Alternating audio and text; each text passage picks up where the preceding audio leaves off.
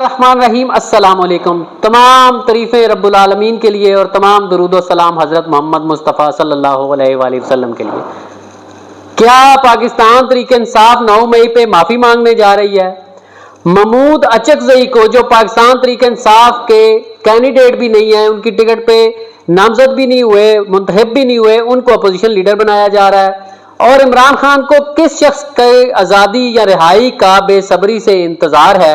और क्या पाकिस्तान तहरीक इंसाफ ज़िमनी इलेक्शन का बाइकआउट करने जा रही है? इन 4 सवालों के जवाब जो है आज हम जानेंगे। जो खबरें मार्केट में गर्दिश कर रही हैं उस हवाले से बात करेंगे। सबसे पहले बात कर लेते हैं कि क्या पाकिस्तान तहरीक इंसाफ माफी मांगने जा रही है? तो बैरिस्टर गौहर साहब का आज के बयान से यही लगता है कि पाकिस्तान तहरीक इंसाफ शायद 9 मई पे माफी मांगने जा रही है। उसकी वजह यह है कि उन्होंने आज बयान दिया मीडिया से बात करते हुए कि 9 मई नहीं होना चाहिए था, 9 मई गलत हुआ और आइंदा भी नहीं होना चाहिए। हम फरिश्ते नहीं, इंसान हैं, हमसे गलतियां हुई हैं। तो इसका क्या मतलब है? इससे पहले इमरान खान साहब बड़ा कैटेगोरिकली हर जगह कह चुके हैं कि 9 मई जो है उसकी तहकीकात की जाए और पता चलाया जाए कि कौन इसके पीछे है, क्योंकि इमरान खान साहब हमेशा से इसको एक फॉल्स फ्लैग ऑपरेशंस कहते हैं। तो क्या ये समझा जाए कि पाकिस्तान तहरीक इंसाफ की दस्तयाब क़यादत जो है वो राजी हो गई है?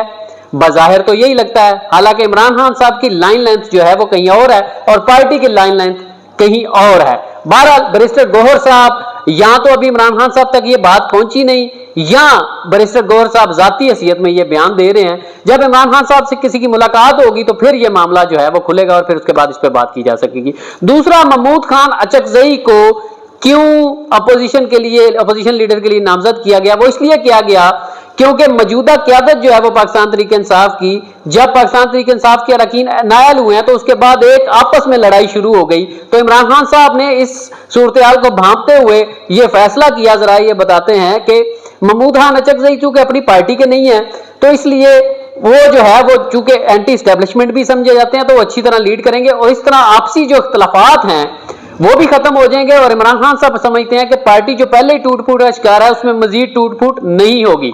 दूसरा, इमरान खान साहब कह रहे हैं कि एक तरह से अदम एतमाद भी कर रहे हैं अपनी मौजूदा क़यादत पे कि वो पार्टी को लेके चलने में या बयानिया मेरा लेके चलने में नाकाम रहे हैं। ये इमरान खान साहब से मुलाकात के बाद ही पता चलेगा। तीसरी बात यह कि इमरान खान साहब किस शख्स के हवाले से बड़ी शिद्दत से इंतजार में हैं कि वो कब रिहा हो, वो हैं शाह महमूद कुरैशी साहब। और शाह महमूद कुरैशी साहब पे पूरा एतमाद है इमरान खान साहब को, और इमरान खान साहब की भी ये ख्वाहिश है कि शाह महमूद कुरैशी साहब अगर रिहा हो जाते हैं तो उसके बाद पार्टी अगर वो संभाल लेते हैं तो ये जो दस्तयाब क़यादत है, ये जो टमक टोइयां मारती है, कभी इधर जाती है कभी उधर जाती है, जिनके पल्ले कुछ नहीं है, जिनको इमरान खान साहब की वजह से वोट पड़ा, उनसे जान छूट जाएगी। तो जो शाह महमूद कुरैशी साहब हैं उनकी सियासी बसीरत भी बड़ी आला है, वो इस मामले को हैंडल कर लेंगे। चौथा मामला यह है कि क्या इमरान खान साहब ने ज़िमनी इलेक्शन के बाइकआउट का ऐलान किया है? तो ऐसा कुछ नहीं है। जो सियासी कमेटी की मीटिंग है उसमें अब सिर्फ फैसला यह होगा कि टिकटें किसको देनी है और बजट कहां से आएगा और इलेक्शन लड़ने के पैसे कहां से आएंगे। इसके अलावा कोई बात नहीं होनी। मैं आज आपको बता रहा हूं कि इमरान खान साहब बिल्कुल इलेक्शन लड़ने पे राजी हैं, क्योंकि ये जमहूरियत है। यही मेरा ख्याल से, मेरा अपना जाती ख्याल है कि इमरान खान साहब को, तहरीक इंसाफ को मैदान खाली नहीं छोड़ना चाहिए, बल्कि डट के मुकाबला करना चाहिए। और किसी वर्कर को भी टिकट दे देंगे तो जो अवाम का मूड है, जिस तरह कहते हैं कि खंबे को भी इमरान खान साहब खड़ा कर देंगे तो वो भी जीत जाएगा। तो इसी तरह इमरान खान साहब, मेरा ख्याल है कि इलेक्शन लड़ने का फैसला जो है वो करेंगे और आने वाले दिनों में देखेंगे पाकिस्तान तहरीक इंसाफ कैंपेन करती हुई दिखाई देगी।